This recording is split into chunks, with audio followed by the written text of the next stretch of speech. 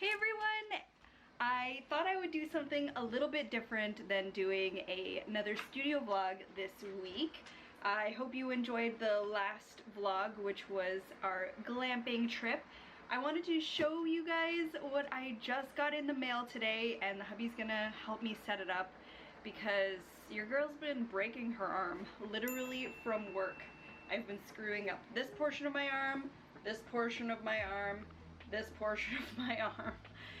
So I think a standing desk is needed. And I am one of those people that I thought I would never want a standing desk. I hated the idea of a standing desk because it reminds me of standing at a part-time job and that kind of stuff.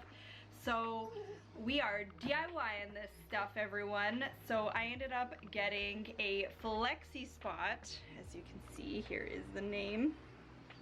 I got the Flexispot more heavy-duty table legs, and the reason why I didn't buy the full desk, because I was planning on buying the full desk, but they don't have any desk sizes that are larger than I think 42 inches, and my IKEA tabletop is about 50 something. That is why I was very sad that they didn't have anything more than a 41, because I like me a big table. And let me show you guys the table. Excuse the saltines, we just had lunch. So this is the table top. Right now it just like this one, it just has the IKEA legs. And what we are going to be doing is DIYing this because no one's ever shown this. Everyone just gets the Flexispot table or the riser. And so this is not a sponsored video, but I was just super excited to do this with you guys. So let's DIY this table together. Well, we're gonna be doing it tonight because it's in the middle of the workday and your girl's gotta work. Okay, I will see you guys in a little bit. We will speed run this and hopefully things go well. I also have to take all the stuff off my desk. It will be a fun, interesting evening, that's for sure. It's gonna be a table raising party is what I'm calling it. Okay, bye guys!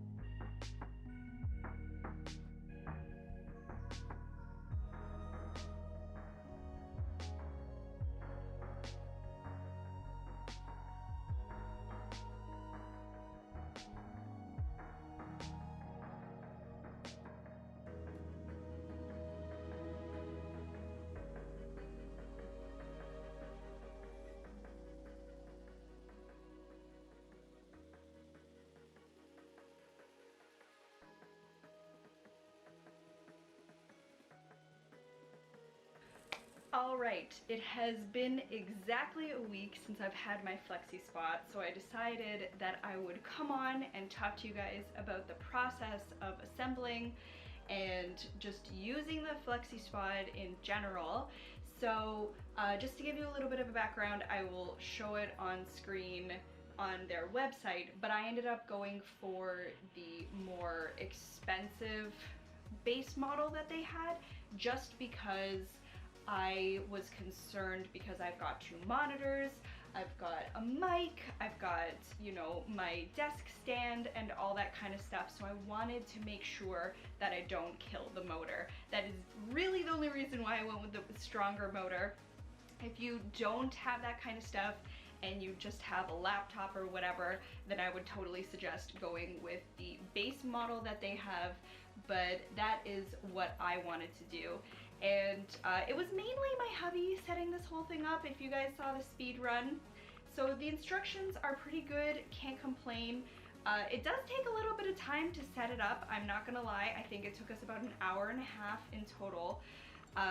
So it's not super quick. The other thing I would really suggest when you get a standing desk in general is get a caddy for all of your wires and things like that. I got one on Amazon. It came with two. I gave my spare one to Chris because I didn't really think I needed both. And by no means am I an expert when it comes to organization of wires. Please don't think I know what I'm doing. I'm just trying to figure it out just like everybody else.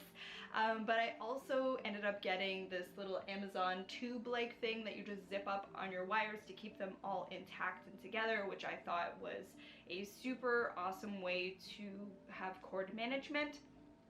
Some of the other things I would really highly suggest, and this is something I had from before, is a little footrest, because a footrest is super great. My hubby has a really good book from a guy named Kelly Starrett, and he has this book called The Supple Leopard, and it's all about posture and movement and just muscle injuries and that kind of stuff in general. And when you are at a standing desk, it's really important that you move your feet from one on the step stool, let's say, to the other one on the mat, vice versa, both on the mat. So you want to vary it up so you don't get your feet all tired. And with saying that, I also decided I would invest in a little squishy mat. Again, most of the stuff is from Amazon. This little step stool is from IKEA in the bathroom section for little kids. So very inexpensive. I'm so happy I have these things. And yeah, I absolutely love it. It's been helping my arm a lot. So I'm trying to do an hour on, hour off. Not every day I'm getting into that because sometimes I feel a little crappy, so I'm not gonna stand. But so far so good. I'm finding that my arm is less crappy by the end of the night, so that is definitely a plus. And again, I never thought I would be one of those people that would ever want a standing desk, and yet here I am with a standing desk. But I was very excited to have it come in. Other things that have come up because of having it is, what's really cool is when I'm doing things like getting Etsy orders ready, and especially when I'm doing memo pads, when I need to be back and forth from my printer and my die cut machine to my desk, because everything is really quick when I'm making my my memos. That standing is perfect for that, because I don't have to be sitting and then standing and da da da da da da da. The other great thing is that because I have my IKEA drawer organizer down below, I end up having another spot to put paperwork, or when I'm packing orders, or when I'm getting things ready to be put into the Cricut machine for cutting. It's great to have that extra little spot to put stuff. So by far, I'm really happy that that ended up coming into play. Another really cool thing with the Flexispot is you can actually pull and contract the legs to be bigger or smaller depending on the size of your desk anyways. So considering that I used an IKEA tabletop, this actually went over really well. And because the other side of my desk, there really isn't that much that I put on there. There's a kitty pillow, and sometimes I use it for photography, or when I'm doing my die cut stuff. I don't put that much pressure on that side of the desk, so it's not that big of a deal that I don't have the legs going all the way to the edge of the table, which is super fantabulous. And the only other thing you got to be careful with, and I did definitely keep an eye on this the first time I was raising my desk, is that you have enough space for all your wires that are connected to your computer and your internet and all that kind of stuff.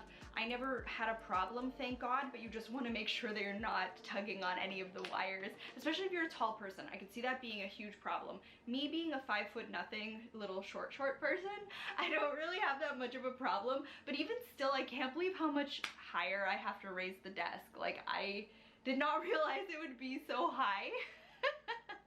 And what I try and do with raising the desk so I don't mess up my arm anymore is I want to try and make sure that my hand, and especially because I've got the ergonomical mouse, you want to make sure that you're like this. So the problem that I've run into in the past is either my hand is like this or my hand is like that. You really want it to be 90 degrees as much as possible when you're working.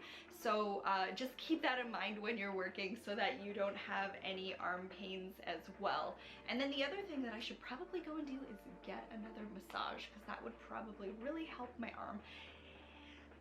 I'm just saying. Anyways, I hope you guys found this video helpful. Let me know in the comment section down below if you found this insightful, especially coming from like a no standing desk kind of gal over here. If you got this far in the video, I don't even know, is there a desk? How about put a pen? Put a pen or a mouse in the comment section below. Let me know your thoughts, and I will see you guys in the next video. Goodbye!